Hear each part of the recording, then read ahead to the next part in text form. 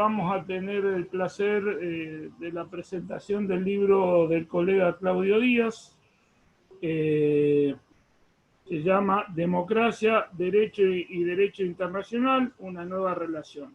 Claudio es abogado, magíster flaxo en ciencias sociales, especialidades en Canadá y España, profesor de Derecho Internacional Privado en la Universidad Nacional de Rosario, tanto en Derecho como en Ciencia Política, y en Derecho de la Universidad Nacional del Litoral. También es profesor de posgrado en diferentes universidades nacionales, fue exdirector nacional de la Secretaría Política Universitaria y es secretario académico de Derecho de la Universidad Nacional de Rosario. También fue exsecretario de Ciencia y Tecnología de la UNDEF. Queda con ustedes el disertante. Claudio, cuando quieras. Bueno, no sé si Rosa, la doctora Leal, le quería decir algo. No, quería presentarlo, decirle que el título del libro es muy interesante, muy atrapador. Así que bueno, lo escuchamos, doctor. Bueno, muchas gracias. Sí, el título del libro es, como lo marcaba Gustavo, también es un interrogante, ¿no? Si en democracia y derechos humanos hay o no una nueva relación entre eso.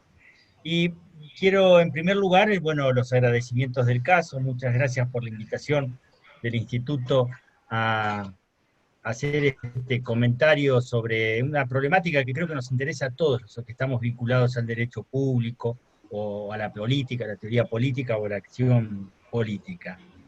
Agradecer particularmente a Gustavo, que fue el nexo para poder estar en esto, al doctor Grau, que muy gentilmente me ha invitado, y también la participación del doctor Bota, que como decano de la facultad, más allá de ser un gran amigo y colega en la cátedra, también le quiero agradecer ese gesto institucional. El tema de la razón del libro, me gustaría, ¿por qué esto? Y en primer lugar, hay algunas razones que quisiera explicitar que tienen que ver con un cambio en la sociedad internacional. Hay una serie de cambios sistémicos que nos llevan a analizar la legalidad existente, la legalidad que el sistema internacional y el ordenamiento jurídico internacional nos entrega a nosotros desde el derecho internacional público, donde podemos ver que van a convivir tradicionales, y yo le agrego otra palabra, tradicionales, viejos y eternos problemas o conflictos o controversias, con nuevos desafíos que se tiene que plantear y que necesariamente el derecho internacional tiene que abordar. Digo esto porque hay una serie de nuevas normas emergentes, ha llamado la Asamblea General en algún momento algunas de ellas, desarrollos progresivos o nuevas costumbres internacionales que intentan dar respuestas a esta nueva legalidad, nueva situación, nueva construcción de un ordenamiento jurídico tan particular como es el derecho internacional. Hay algunos temas puntuales que creo que son algunas respuestas que en los últimos años se han intentado. Por ejemplo, la Corte Penal Internacional, la responsabilidad de proteger, las misiones de paz de los cascos azules, que nos invitan a hacer incluso una reinterpretación de la propia Carta de Naciones Unidas. Los cascos azules, sabemos, ¿no? Ese término que en la jerga se usa, son capítulo 6º o capítulo 7º de la Carta. Y como dijo un secretario general, podría ser un capítulo 6,5, porque a veces comienzan por el 6 y le van derivando al capítulo 7º de la Carta. La Corte Penal Internacional ha significado centrar en la subjetividad pasiva del individuo, lo cual también entendemos que es un avance importante. Tendríamos que detener a analizar la Corte Penal Internacional después en su práctica. Estoy hablando en un terreno de abstracción y de evolución del derecho internacional, lo veo como una evolución, como un punto importante, aunque por supuesto deberíamos analizar en la práctica qué resultados ha dado o qué resultados se pretenden. Y mencioné también la responsabilidad de proteger, que es también centrar en el individuo, reinterpretar algunos aspectos de la Carta y elaborar una norma emergente que aparecía, que es esta responsabilidad de proteger. Sí, ahí sin entrar a detallar la responsabilidad de proteger, ni los resultados, debemos decir que la utilización de la responsabilidad de proteger, en el caso de Libia, significó de alguna forma una mala prensa bien ganada, porque dio toda la impresión de que fue al efecto de cambiar un gobierno, y luego culmina todo eso con la muerte de Gaddafi, con lo cual fue una situación donde pareciera que las razones alegadas estaban cubriendo algunas otras razones para implementar una figura que en la abstracción aparece como muy interesante como respuesta, como es la responsabilidad de proteger. Y en ese nuevo, esta nueva legalidad que se busca desde el ordenamiento jurídico internacional, donde intenté detenerme en este último trabajo, ahí tengo algo escrito sobre Corte Penal Internacional, y ahora justamente estamos desarrollando con unos colegas de Buenos Aires algo sobre las misiones de paz, pero en este texto me detuve en preguntarme, y preguntarnos, y trabajar en distintos ámbitos, si hay un principio democrático en el orden internacional que lleve a replantearnos la relación existente entre el derecho internacional y la democracia. Yo decía que se avisó un cambio sistémico en los últimos años, bueno, y ahora nos encontramos con un mundo de la pandemia, post-pandemia, veremos cómo salimos de esto, pero me parece que en mi criterio creo que es apresurado ir viendo escenarios, como a veces vemos, ¿no?, casi de manera definitiva, que se dicen, bueno, en la post-pandemia va a pasar una determinada situación, o se analiza un escenario. Creo que todavía tenemos que ver ese nuevo escenario. Me quiero detener, hago una nota al pie si se quiere, una nota al pie, para ver, ahí tenemos dos situaciones que son certezas que involucran incertidumbres. Las dos certezas que tenemos es que en algún momento va a haber una vacuna, no sabemos cuándo.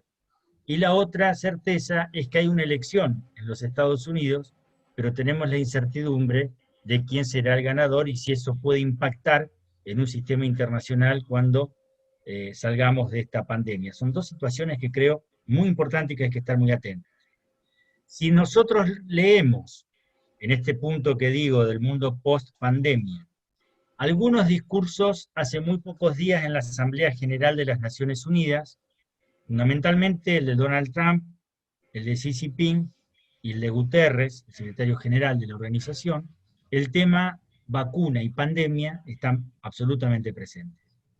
Muy interesante de ver, no sorpresa, el de Trump, donde su discurso es, también en este tema, América primero, echar culpas al resto del mundo, fundamentalmente a China, y decir, nosotros vamos a trabajar para cumplir con esto de América primero, por una enorme subestimación o desprecio a cualquier canal institucional.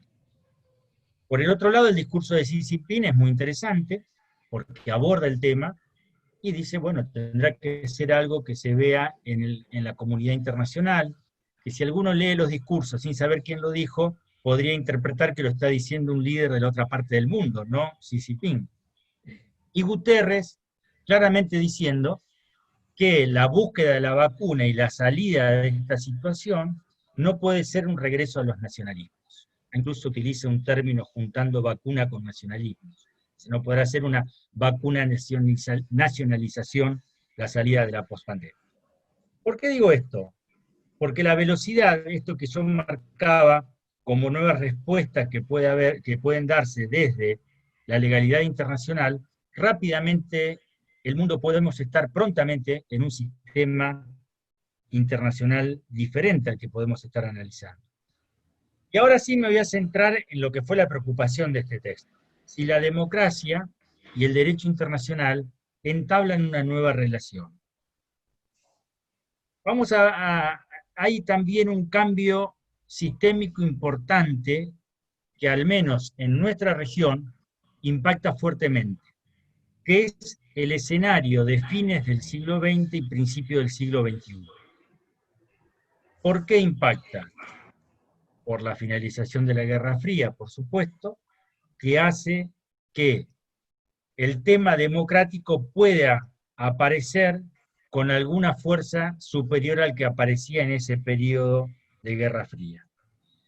Y si me permiten unos breves minutos, me gustaría marcar 3 cuestiones de este comienzo del siglo XXI, donde combina una unipolaridad militar de los Estados Unidos, generando una asimetría en cuanto al poderío bélico, realmente inédita, y por el otro lado también una relativa pero creciente multipolaridad política económica compartida por los Estados Unidos con otros estados, fundamentalmente Rusia, China y el espacio europeo contemplado como Unión Europea. Segundo rasgo, un desplazamiento notable del centro de gravedad, el centro de gravedad mundial, donde ese núcleo onusiano post-Segunda Guerra, conformado por Europa y Estados Unidos, se produce un corrimiento hacia el Asia-Pacífico a partir de algunas transformaciones que se dan en planos demográficos, económicos y geopolíticos. Y el último rasgo que me gustaría mencionar en el contexto en que se da esta reflexión es el juego que ocupan los bloques de estados emergentes o espacios regionales. Y ahí nosotros nos vamos a centrar en lo que es nuestra zona.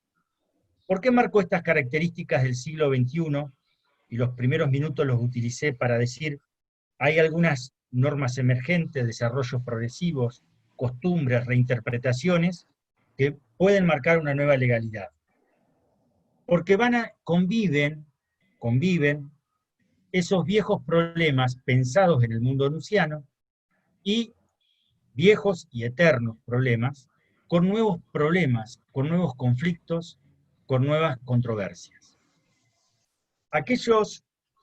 Bastaría ver cualquier diario de hoy para ver la situación generada entre Armenia y Azerbaiyán, para ver que los viejos conflictos continúan.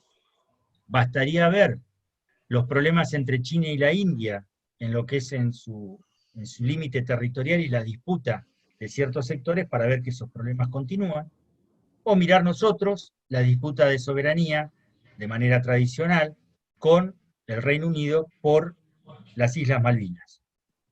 Pero a la par, esto convive con nuevos problemas que ya no son tanto nuevas amenazas o nuevos problemas, sino que resultan interesante analizar que ya no se plantean problemas entre estados o controversias y conflictos entre estados, sino que muchos de ellos se generan en el interior de los propios estados.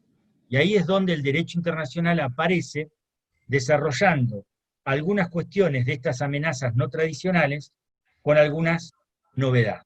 Si nosotros miramos nuestro patio, miramos nuestra casa, nuestro barrio, en nuestro barrio vamos a ver que continúan conflictos, tensiones y controversias que durante años se han mantenido y en algunos casos se van resolviendo.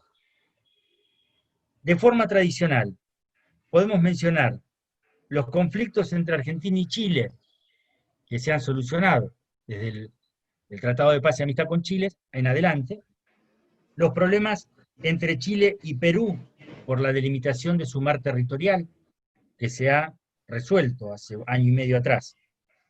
La controversia territorial entre Chile y Bolivia, que continúa, pero encauzada dentro de las opciones de posibilidades que nos brinda ese mundo onusiano que decíamos. Perviven el reclamo territorial de Venezuela sobre Guyana, o las tensiones entre Colombia y Ecuador. Todos ellos son tradicionales conflictos que en buena medida han tenido una resolución pacífica en el marco de la legalidad internacional.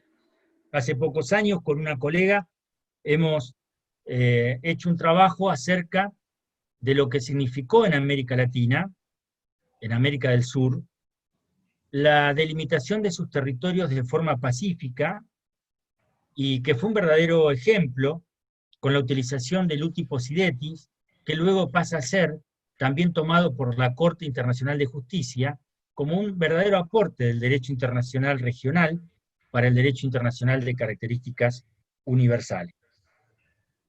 Pero decíamos que esas nuevas o amenazas no tradicionales conviven con esta parte, con estos nuevos desafíos que se plantea el derecho internacional. Y me gustaría mencionar, por ejemplo, el Libro Blanco de la Defensa de la República Argentina, que si lo comparamos con el Libro Blanco, por ejemplo, de Chile o de Brasil, por nombrar estados que en otras etapas hemos vivido situaciones de mucha tensión, son similares, pero el Libro Blanco de Argentina nos marca de que sería muy difícil en la interpretación que realizan en ese texto, por supuesto realizado por la defensa, el Ministerio de Defensa argentino, y hace ya, creo que fue en el gobierno, en la anterior gestión del actual ministro, es decir, ya hace unos años que ese Libro Blanco perdura, en donde ellos entienden que la región, es muy difícil que en la región haya una disputa de la forma tradicional, o un ataque, o un conflicto que se vaya a resolver mediante uso de la fuerza o disputas de las formas tradicionales. ¿Por qué puede suceder esto? ¿O por qué es esto? Incluso en el libro La Defensa se hablan de nuevos desafíos, ¿no? Es muy interesante ver esa postura que tiene la Argentina y que la han mantenido.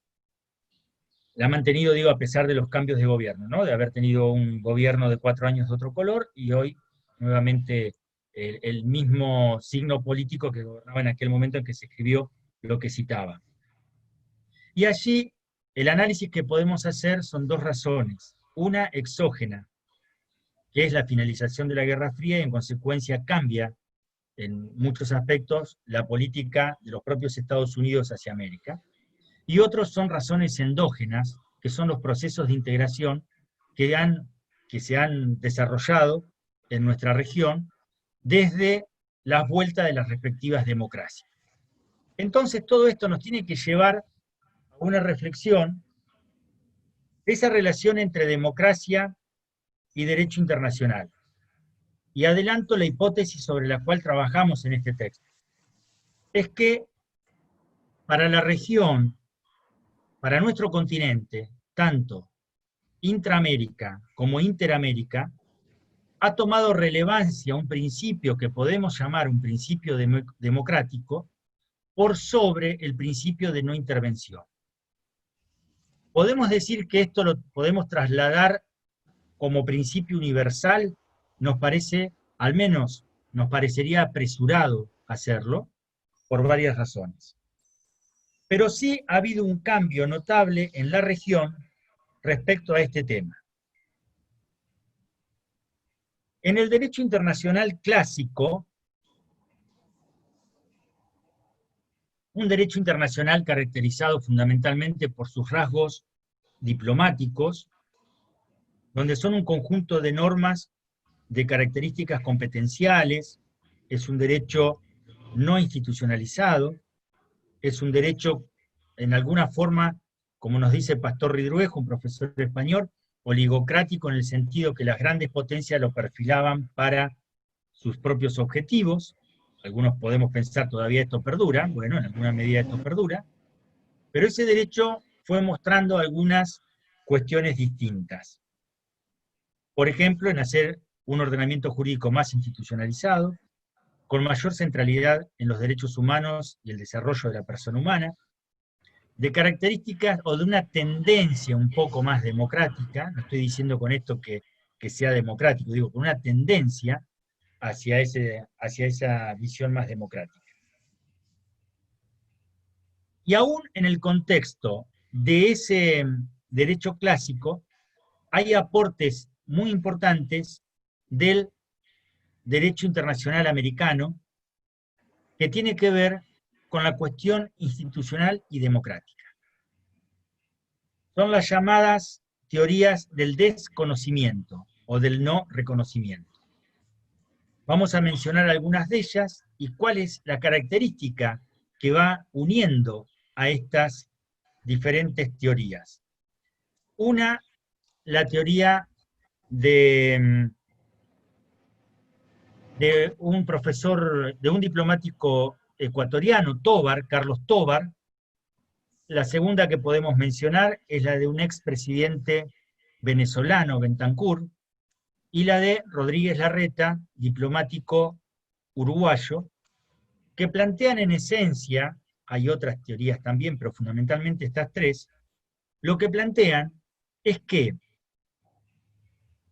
si hay un gobierno que surge por un golpe de Estado, o hay un gobierno que surge de una forma no establecida por la Constitución Nacional, esos gobiernos tienen que ser desconocidos por el resto. Eso es cuando, ¿viste? Cuando te dicen hasta acá llegamos, te ponen una bomba de ese tipo como puso en mí Rosa.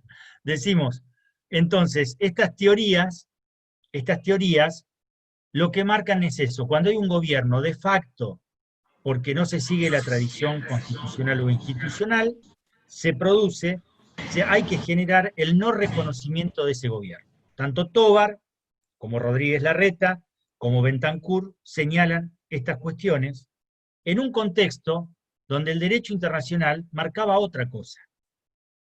El derecho internacional, podemos citar un autor clásico, que escribió un libro muy interesante, que es Ferdros, por supuesto en algún aspecto desactualizado porque lo escribió hace varios años, muchos años, pero Ferdros, por ejemplo, decía que al derecho internacional no le interesa si quien gobierna es una junta, es un grupo de personas, y llega a decir o una persona, con tal que tenga el control efectivo de ese Estado y que cumpla con sus obligaciones internacionales.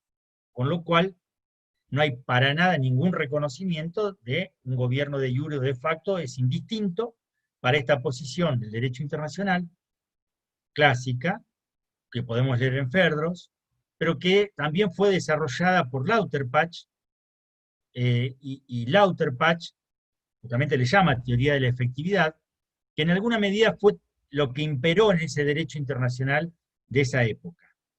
Pero decimos que no obstante esto, esas teorías del desconocimiento en América Latina marcaban una contraposición en el mismo momento con esas teorías donde el derecho internacional no debía inmiscuirse en absoluto en el derecho interno en la medida que haya un control efectivo de esta situación. Ahora bien, si rastreamos en nuestro continente, nos encontramos con estas posiciones. Y también debemos decir que el presidente Wilson de los Estados Unidos toma a la doctrina Tobar y se firman tratados en Centroamérica, en los países de Centroamérica, que tuvieron una vigencia interesante durante algunos años. Pero sucede que el peso que tuvo la realidad fue dejando de lado estas teorías, a tal punto que Venezuela, con el presidente Bentancur, en aquel momento queda rodeado de gobiernos dictatoriales en la década del 60 en nuestro continente, por lo tanto, él podía no reconocerlo a los otros, pero era el único, el resto sí se reconocía entre ellos. Entonces se produce esta situación lamentable en nuestro continente. ¿Y por qué menciono estas teorías y las desarrollo con algún detalle mayor en el libro? Porque entiendo que en esas teorías de Tobar, de Bentancur, de Rodríguez Larreta, encontramos los antecedentes de lo que luego son la resolución 1080 de la OEA, la Carta Democrática de la OEA, y también los procesos de integración en el Cono Sur, que fueron Mercosur y la UNASUR, y más allá de esto, CELAC, que también incorpora a los estados del Caribe y de Centroamérica. Esta reformulación de la OEA, este cambio de visión de la OEA, por la 1080 y por la Carta Democrática, es en la década de los 90. No es casualidad. Recién mencionábamos el tema de la finalización de la Guerra Fría, en donde, mencionamos también en el libro, durante la Guerra Fría quedó absolutamente subordinada la cuestión institucional o democrática, quedó por debajo de los intereses del hegemón de la región, los Estados Unidos, en donde priorizaba, por supuesto, los intereses en la disputa geopolítica, militar, ideológica, económica con la Unión Soviética, desarrollando su propia teoría para entender América del Sur, o América Central y América del Sur, basado en la doctrina de la seguridad nacional.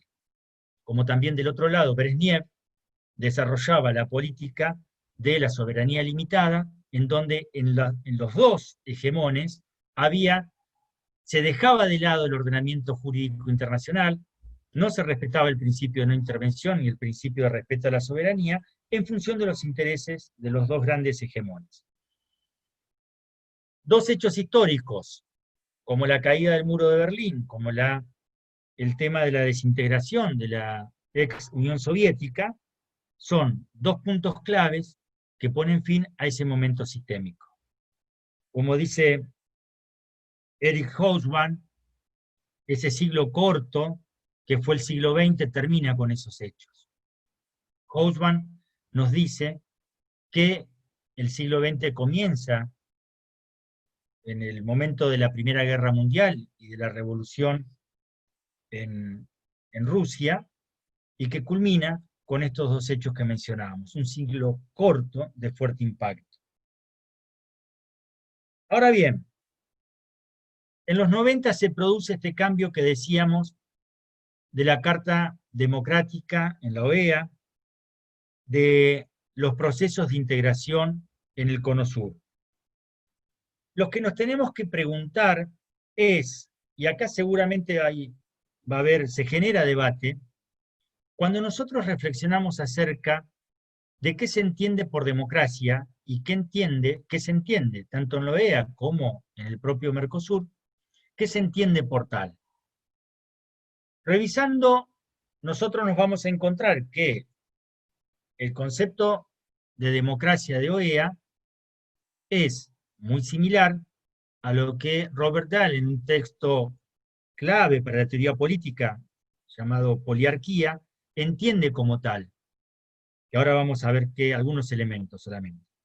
O que nuestro gran Guillermo O'Donnell, tal vez uno de los politólogos más notables que ha dado el continente, que desarrolló toda su tarea hasta su muerte hace pocos años en la Universidad de Notre Dame en los Estados Unidos, y en otras universidades también, pero fundamentalmente en los Estados Unidos, Guillermo O'Donnell nos habla de una democracia minimalista, pero no lo dice en forma peyorativa. Dice, es ese estándar mínimo que tenemos que tener en cuenta para ver si no hay o no democracia en un determinado estado.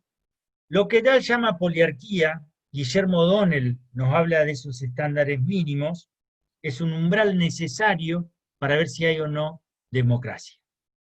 Y tienen que ver con algunos elementos. Algunos elementos que seguramente a nuestro colega italiano le parecerá casi obvios, pero que en nuestra historia latinoamericana no lo han sido tanto. Digo, finalización de los periodos de mandato. Digo yo no, dice Robert Dahl y dice Guillermo O'Donnell. Respeto a la libertad de prensa. Respeto a la libertad de asociación. El libre juego de los partidos políticos. La división de poderes. Un poder judicial independiente.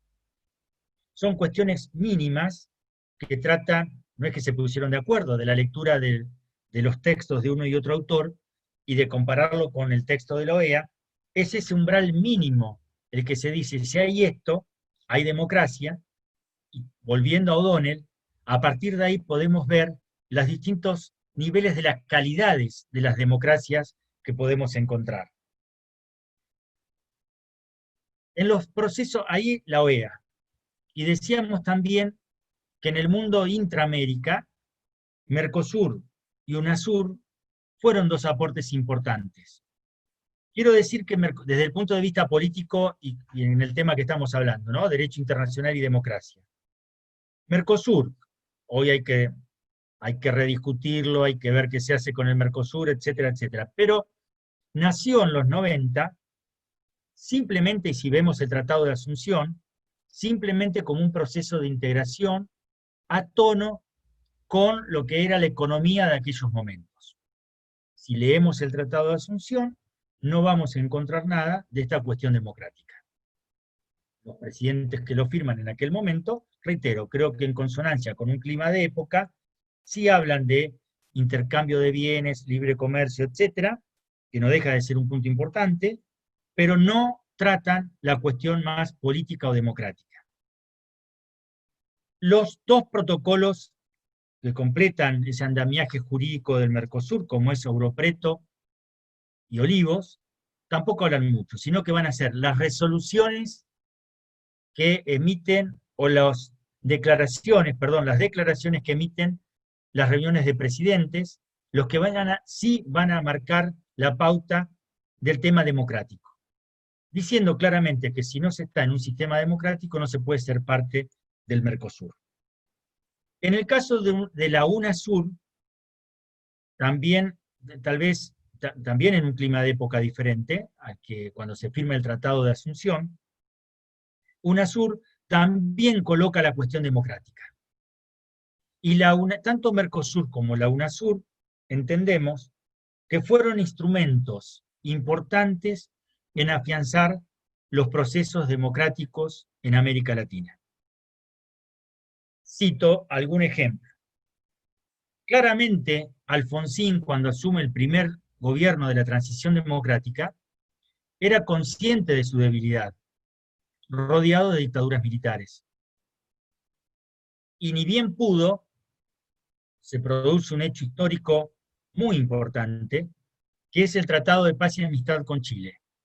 Les visito en la Argentina que no era vinculante, pero para que el presidente se sienta fortalecido en esa resolución para firmar con Pinochet, que debemos decir que a Alfonsín le dolía firmar con Pinochet. Hago una pequeña nota al pie. Cuando asume Alfonsín, en la primera fila estuvieron los exiliados de Chile, entre ellos Lagos, que después fue presidente. Y la delegación oficial estuvo muy atrás, es decir, a Alfonsín le dolía. Pero Alfonsín tuvo en cuenta eso de trabajar la paz con Chile y también de abrir lo que estaba haciendo Argentina en materia nuclear al presidente Sarney. Y Sarney lo hace también con Alfonsín, política que todavía hoy continúa, que fueron antecedentes importantes de una integración regional que luego se concreta con el Tratado de Asunción. Pero era consciente esa primer democracia que si no se afianzaba la democracia en la región, era improbable que Argentina pudiese continuar con ese sistema democrático. En el caso de Mercosur, sabemos que cronológicamente fue posterior, pero también hubo allí resolución importantes de algunos y aportes importantes de conflictos, por ejemplo, en el gravísimo conflicto generado entre Ecuador y Colombia, fue solucionado en el marco de UNASUR, donde debemos reconocer el expresidente en ese momento, Néstor Kirchner, jugó un papel relevante en la solución de ese conflicto. Entonces, los dos generan una situación importante, y Gustavo acá pone la situación de Perú, exactamente, donde también se dio, que se realizó la reunión en Buenos Aires, y donde debemos resaltar esto. Presidentes de distintas visiones políticas e ideológicas firmaron todos en apoyo a lo que estaba a la democracia en Perú, desde Correa a Piñera, lo cual es interesante de tener en cuenta porque justamente se priorizó lo institucional sobre diferencias políticas e ideológicas que podían existir. Dicho esto, decimos que se analiza en el libro el intento de golpe a Guasmosi en el Paraguay. Tratamos de fundamentar por qué elegimos ese caso para analizarlo, y es por dos razones. La primera, porque es muy particular cómo se conforma el sistema político paraguayo. Marca una diferencia de lo que fue el resto, tanto de Brasil, de Argentina, de Chile, de Uruguay. Una gran diferencia. ¿Por qué? Porque nunca estuvo presente lo que sí estuvo presente en las constituciones nacionales del resto del continente, un elemento liberal, no lo digo peyorativamente, liberal en el sentido de respeto republicano, democrático, que aparecía en las otras constituciones. ¿Cómo se fue dando ese sistema político paraguayo? Fue diferente. Esa es una razón interesante a tener en cuenta. Y el otro, porque fue el último intento de golpe de Estado de características tradicionales. Es decir, un jefe militar muy fuerte como Lino Oviedo, tratando de golpear a un gobierno. No para ser él, quería poner otro candidato a presidente, pero ese elemento de Fuerzas Armadas claramente vinculadas como actores políticos, el de Paraguay me pareció un ejemplo interesante, que retrasaba lo que nosotros denominamos, un colega destacado profesor de nuestra universidad, me refiero a Hugo Quiroga, cuando habla de un sistema político pretoriano. En Uruguay se retarda el cierre del sistema político pretoriano con este intento de golpe. Entonces esas son las dos razones de por qué tomar el caso de Paraguay. Y por el otro lado, el papel rápido que jugó la OEA y Mercosur fueron determinantes, no digo la única causa, porque también el pueblo paraguayo jugó en esta situación para defender una institucionalidad muy precaria, pero defenderla, pero tanto la OEA como Mercosur jugaron un rol relevante en poder sostener a ese proceso democrático tan particular como el sistema paraguayo. En la conclusión, pero no el cierre, la pregunta que nos hacíamos al principio, en este nuevo sistema internacional, en este momento que estamos viviendo, desde finales del siglo XX y los 20 años del siglo XXI, ¿podemos hablar de un principio democrático en el orden americano? Y entendemos que sí, que se puede hablar de un principio democrático, y entiendo que es una forma de agrietar, de horadar el principio cerrado de defensa del principio de no intervención. Horada esa soberanía cerrada que en muchos casos sirvió como ejemplo o como paraguas para proteger violaciones a los derechos humanos. La segunda cuestión importante para decir que sí es que la vinculación entre gobiernos democráticos y derechos humanos es muy fuerte, a tal punto que hay corrientes de autores que dicen que es el único sistema en el cual se puede hacer efectivamente una protección de los derechos humanos. Y culmino con esto para dejar paso a preguntas o críticas o intercambios.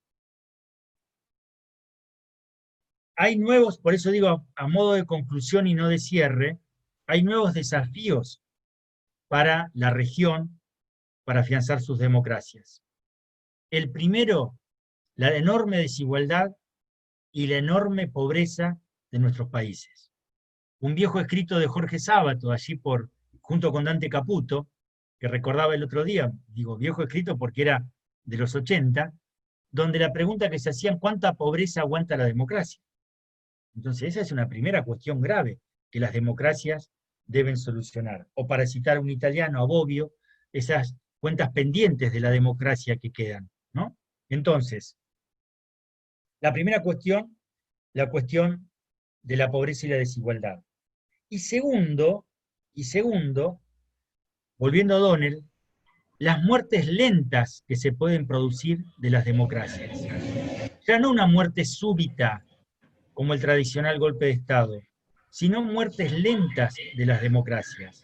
Y aparecen en esto, que no está tratado en el libro, pero aparecen nuevos desafíos para poder entender, en el marco de lo que nos brinda OEA y los procesos de integración, entender, comprender, criticar, procesos como el de Dilma Rousseff y la culminación de su mandato, el de Evo Morales, o la situación actual que se vive en Venezuela, donde el informe Bachelet, que tuvo mucha resonancia en estos días en nuestro país, conforman elementos importantes donde vemos que son situaciones internas, pero que el derecho internacional, los organismos internacionales, sea intraamérica o interamérica, juegan un papel relevante.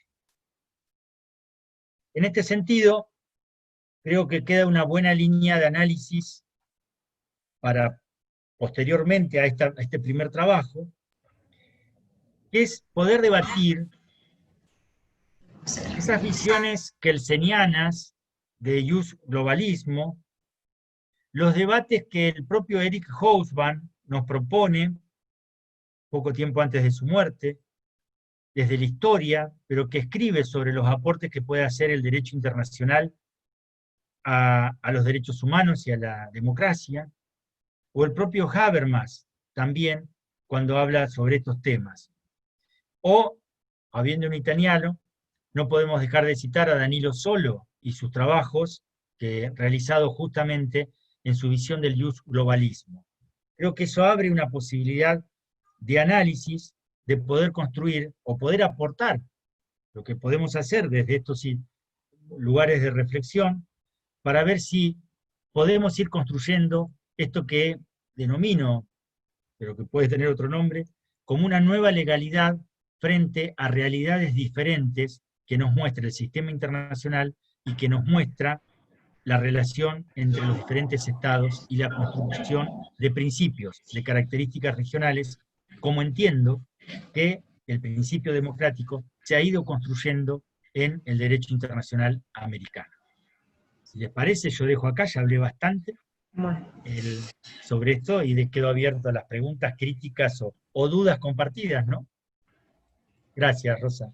No, por favor. Acá César comentaba que, por lo que vos estabas comentando de lo sucedido en Paraguay y Perú, bueno, comparable con Honduras, cuando a Zelaya lo derrocaron y ahí no pudo, a lo mejor UNASUR y todo, si bien se mostró, digamos, apoyándolo, no pudo sostener, no se pudo sostener el gobierno.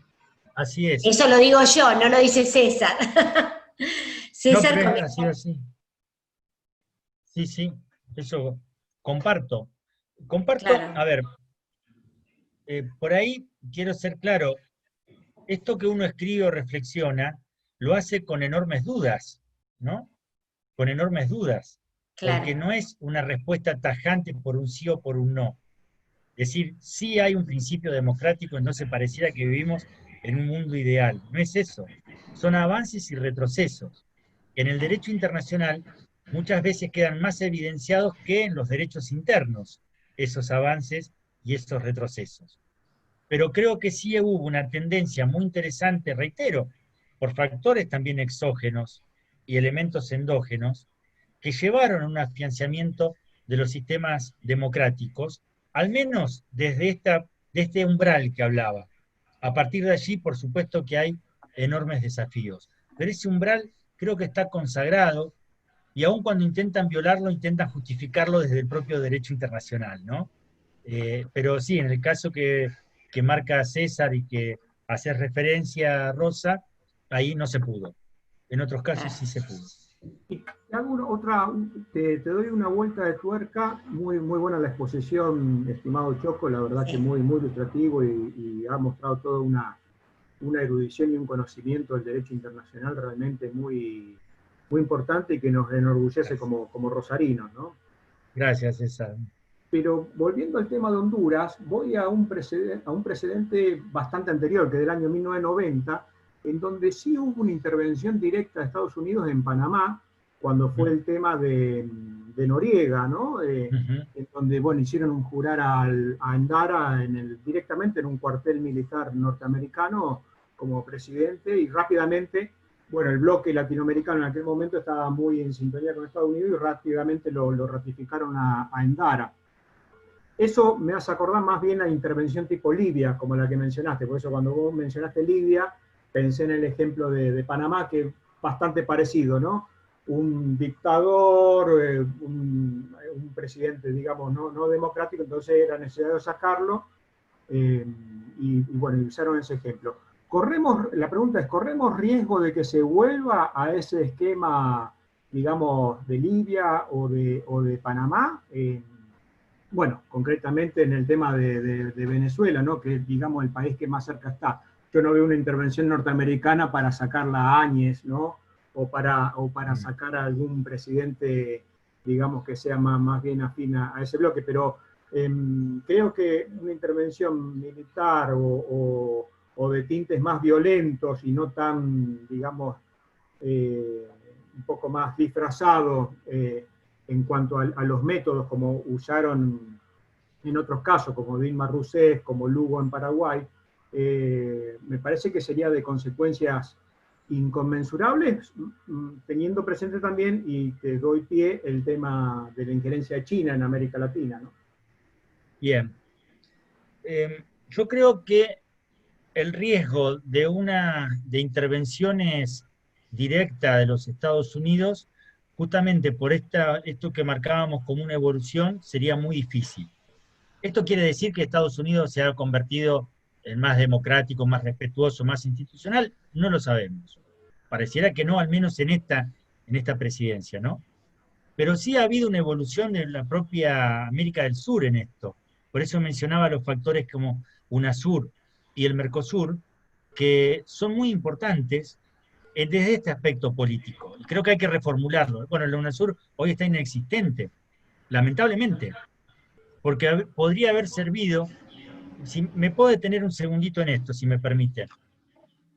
El gobierno de Macri, por su política exterior, marcaba que la UNASUR estaba muy ideologizada. Pero él actuó extremadamente ideologizado también. Entonces, sí había una mayor coincidencia entre los presidentes cuando la UNASUR comienza a funcionar.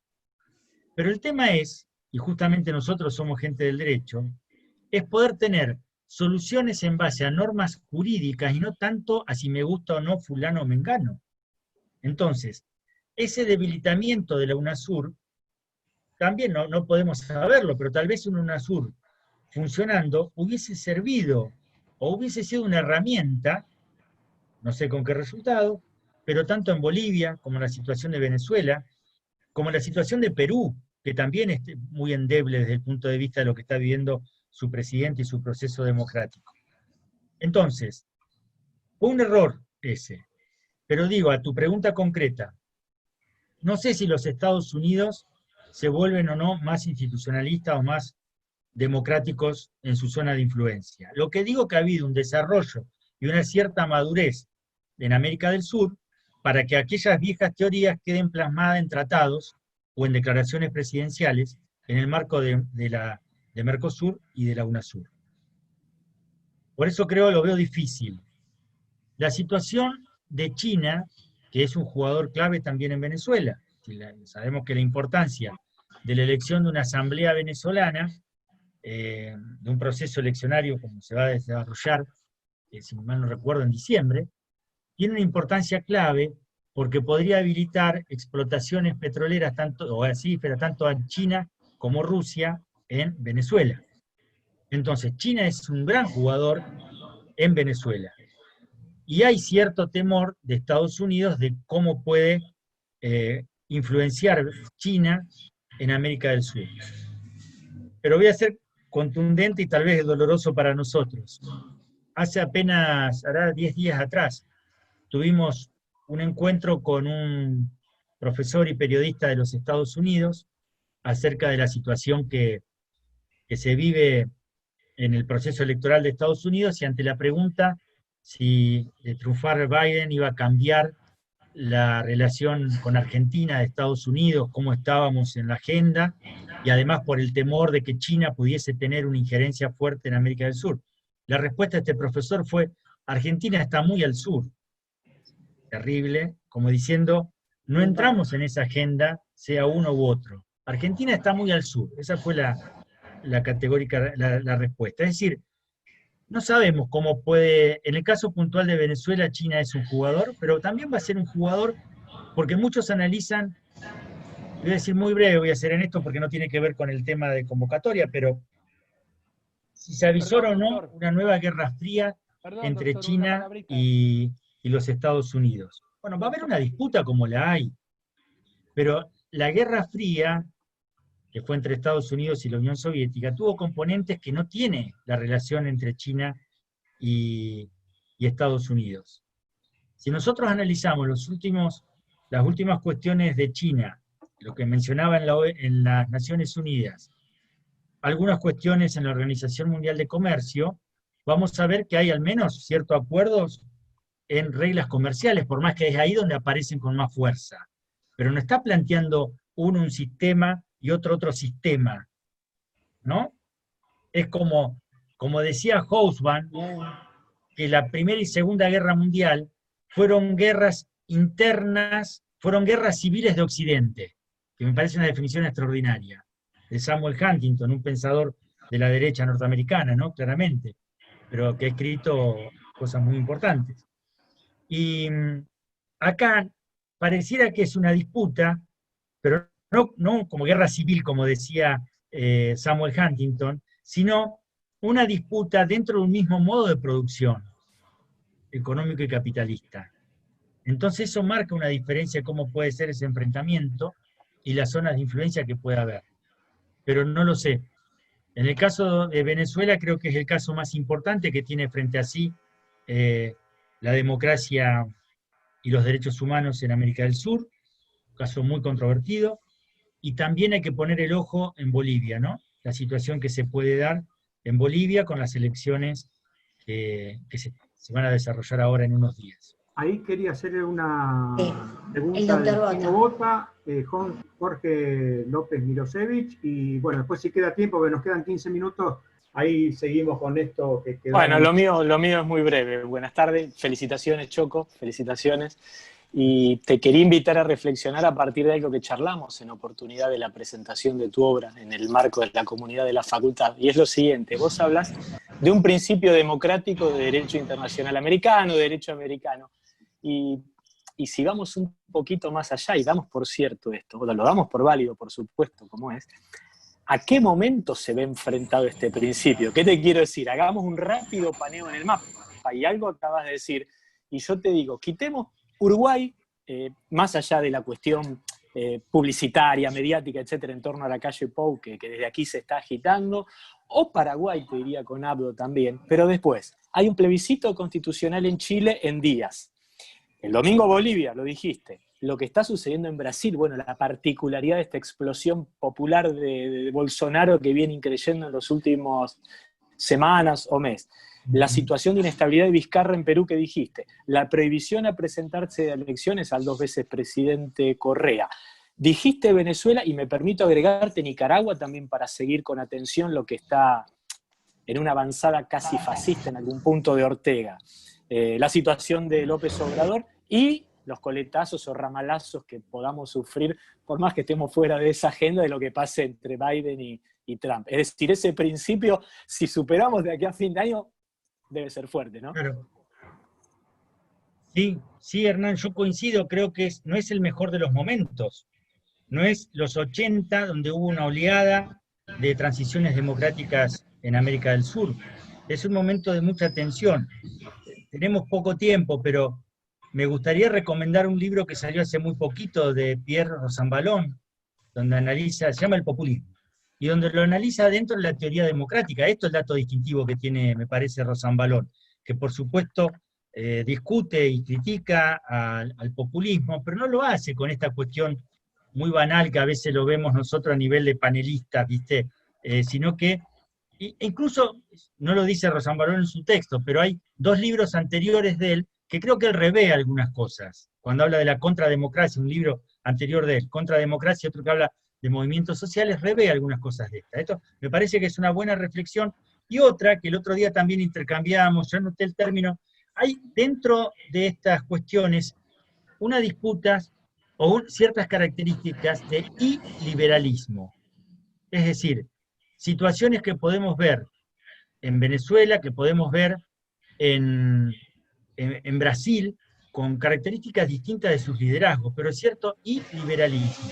Y lo podemos ver en Europa también, porque la situación de Hungría y de Polonia, también hay una política de sus líderes de rechazo a esa concepción, cuando digo de iliberalismo, de esta cuestión de división de poderes, de no avasallamiento de los poderes, de poder judicial independiente. Y no estoy hablando, identificando al populismo con una corriente tradicional argentina, no, estoy diciendo, analizándolo como categoría de análisis político. Concuerdo, Hernán, con vos, de que no es el momento más optimista para esto. Y lo hablamos también, vos lo marcabas el otro día, en la presentación, Hernán, que es un momento de pocos consensos, pareciera, ¿no? Y la democracia y lo institucional requiere de consensos. Vuelvo a lo que decía, por eso es importante ciertos marcos y tratados internacionales, como todo lo que es el plexo normativo del Mercosur y la OEA para ese umbral mínimo. De ahí vemos cómo podemos preservarlo. Pero no estamos en el mejor momento, eso es así. Bueno, Jorge, si querías preguntar algo. Uy, se me fue. Sí, gracias. Mira, no, es un Ay, ¿qué pasó? comentario tan puntual que me da un poquito de pudor de hacerlo, pero bueno, el doctor recién mencionó que cuando le comentaban sobre la agenda de América Latina, esta persona había dicho que Argentina quedaba un poco demasiado lejos. ¿Así fue más o menos la frase? Queda muy al sur, dijo. Era muy al sur, claro. Bueno, yo creo que en realidad el paradigma del siglo XXI gira en torno a las Malvinas, porque ya se sabe que Groenlandia está en la esfera de poder de los Estados Unidos compartido con Rusia. Y lo que queda todavía por discutir es el tema de la Antártida, que no está tan lejos de discutirse, pero sí cerca de resolverse. Y en este sentido, que un dirigente o un intelectual diga que la Argentina queda mucho al sur, a mí me suena un poco más como una ironía inaceptable, teniendo en cuenta que las Malvinas son un punto absolutamente estratégico desde lo geopolítico, lo militar y lo que usted quiera. Bueno, eso es lo que yo quería decir, no hacerme eco de ese comentario de ese señor, porque creo yo que la perspectiva de los continentes y de los destinos del mundo van a pasar en lo que refiere al sur, seguramente en torno a las decisiones que se tomen sobre Antártida, Malvinas, etcétera, etcétera, que es un punto clave desde el punto de vista del dominio del Atlántico Sur, etcétera, etcétera. Bueno, eso es más que nada tal vez pensar en una hipótesis de conflicto que no es el tema que usted está tratando, que me parece muy bien y lo agradezco mucho y disculpen la intervención. No, está correctísimo. Que lo haya mencionado no quiere decir que lo comparta, doctor. Y es más, me ha escuchado Hernán o algún otro, creo yo que la política exterior argentina, un tema clave es Atlántico Sur, lo cual no es solo Malvinas, es Malvinas y todo el Atlántico Sur. Por eso también otra política muy interesante, dos políticas de Estado de Argentina que fueron muy interesantes, fue la delimitación de la plataforma continental de la Argentina, trabajo excelente, y debemos decir también capitaneado durante años por una rosarina, por Frida Armas, una gran profesional de aquí de nuestra universidad, hija de Calixto Armas, que ha sido profesor de muchos de nosotros. Entonces, ese es un tema muy interesante, y el otro tema que también se está afianzando y ojalá continúe es el proyecto Pampa Azul, del Atlántico Sur. Y usted marcaba Malvinas y marcaba la Antártida. Y claro, es un tema clave. Voy a citar dos cosas nomás. Uno, ¿por qué el Reino Unido tiene la cantidad de soldados, de militares con tecnología de primer nivel en las Malvinas? ¿Porque teme un ataque de Argentina? No. Evidentemente porque es una suerte de paredón de Argentina en sus reclamos antárticos, que en una porción está discutida justamente con el Reino Unido. Concuerdo totalmente, y además podríamos seguir revisando desarrollos que tienen Fuerzas Armadas de Estados Unidos con convenios con distintas Fuerzas Armadas de América del Sur, con lo cual no es que no le interese, que no es que estamos fuera de la agenda porque estemos muy al sur. Tal vez no es la prioridad, pero que hay agenda para América del Sur, la hay. Y con usted comparto absolutamente el tema de la importancia del Atlántico Sur y del Tratado de la Antártida. Los tratados se cumplen hasta que dejan de cumplirse. Y cuidado porque también ahí puede haber un foco de conflicto importante y que hace a los intereses de la Argentina, ¿no? Entonces, por eso, plataforma continental, Malvinas, control de nuestro espacio en esto que denominamos Pampa Azul, en el mar, en el Atlántico Sur, y Tratado Antártico son puntos clave de la política exterior. Solamente una cosa más, si usted me permite, doctor, sí. Y el anfitrión también, gracias César, que es la necesidad de desarrollar la Armada Argentina. Nosotros nosotros tenemos un litoral atlántico de cerca de 5.000 kilómetros que está totalmente desierto en términos relativos de lo que es el desarrollo de la Armada brasileña o de la Armada chilena, que son dos prepotencias del Cono Sur, con una capacidad y una potencia de armamento, pero infinitamente superior a la que nosotros tenemos. Y parece mentira que, por un lado, el interés económico que habría en explotar todas esas costas y esas riquezas que justamente la plataforma continental que se ha obtenido de 200 millas permite la explotación de todas esas riquezas naturales, esos recursos del mar. Y los tenemos ahí para que lleven los vietnamitas, los japoneses, los chinos, lo que quieran meter los barcos en ahí. Bueno, entonces me parece que es un déficit y muy importante. Ojalá estuviera el ministro de Defensa de la Nación cerca para decirle, por favor, haga un desarrollo de la Armada Nacional, cree astilleros, abra las oportunidades al sector privado para que se construyan 100, 200 puertos y se desarrolle una economía de la industria pesquera nacional y una protección de las Fuerzas Armadas de la Argentina en ese sentido. También me acuerdo, mire, vengo de ser secretario de Ciencia y Tecnología de la Universidad de la Defensa Nacional, hasta el mes de febrero ocupé esa responsabilidad. Y uno de los proyectos de investigación que más impulso dimos fue no vinculado al mar, vinculado al aire, pero se puede replicar exactamente igual para la Armada, es el impacto en la producción que tendría el desarrollo de las aeronaves que se utilizan para que nuestros alumnos se gradúen de pilotos, aquí en Córdoba. El impacto que un proyecto de investigación que terminó en un libro, realmente muy interesante, que tendría en el sur santafesino y sur cordobés el impacto económico del desarrollo de esas herramientas. Y esa matriz se puede aplicar también al tema de la Armada, con el agravante de que no damos abasto para controlar nuestro espacio, nuestro mar continental y mucho menos nuestra zona económica exclusiva. No se da abasto. Francisco, ya estamos... nos quedamos poco tiempo. Nos estamos quedando con poco tiempo, quedan 3 minutos. Bueno, así que...